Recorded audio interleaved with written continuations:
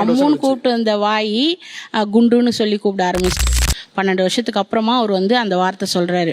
சில விஷயம்லாம் அவாய்ட் பண்ணிட்டார். வெளியே கூட்டின்னு போறது, ட்ரெஸ் எடுத்து கொடுக்கறது, இதெல்லாமே அவாய்ட் பண்ணியாச்சு.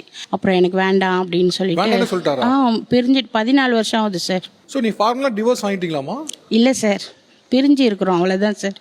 அவர் வேற மேரேஜ் பண்ணிட்டு இருக்கிறாரு, நான் பசங்களை வச்சுக்கிட்டு நான் இருக்கேன் சார். அவர் வேற கல்யாணம் பண்ணிட்டாரா? ஆமாங்க சார், ஒல்லியா ஸ்லிம்மா பார்த்து ஒரு பொண்ணு கல்யாணம் பண்ணிக்கிட்டாரு. இந்த வீடியோ பார்க்கும்போது உங்களுக்கே தெரிஞ்சிருக்கும், இவங்க எல்லாருமே 100+ kgsக்கு மேல இருக்காங்க. இவங்க வெயிட் கெயின் பண்ணதுக்கு ஜஸ்ட் இவங்க அதிகமா சாப்பிட்டது இல்லைன்னா எக்ஸசைஸ் பண்ணாதது அது மட்டும்தான் ரீசன் நினைக்கிறீங்களா? கண்டிப்பா கிடையாது. இவங்களோட வெயிட் கெயினுக்கு பின்னால அவங்க டெய்லி கோ த்ரூ பண்ற ஸ்ட்ரெஸ் இருக்கு, ஸ்லீப் இஷ்யூஸ் இருக்கு, அதே மாதிரி அவங்களோட ஹார்மோனல் சேஞ்சஸ் இருக்கு.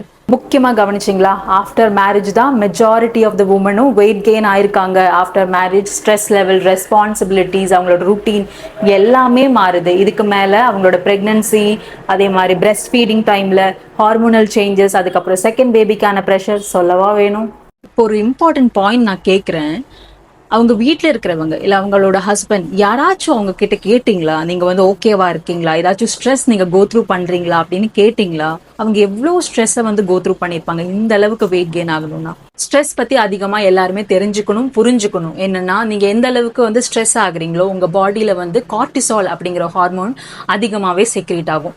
அது வந்து உங்களோட ஃபேட் ஸ்டோரேஜை இன்னுமே இன்க்ரீஸ் பண்ணும். அதனால தான் ஒரு சிலவங்களுக்கு வந்து எவ்வளோதான் டயட் ஃபாலோ பண்ணால் கூட வெயிட் குறையாமல் அப்படியே இருக்கும்.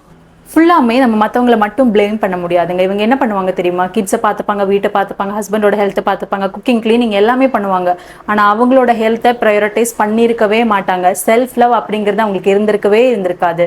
இனிமேலாவது நீங்கள் உங்களோட ஹெல்த்தை ப்ரையாரிட்டைஸ் பண்ணுங்க. உங்களோட ஹெல்த், உங்களோட பாடி, நியூட்ரிஷன் எல்லாமே முக்கியம்.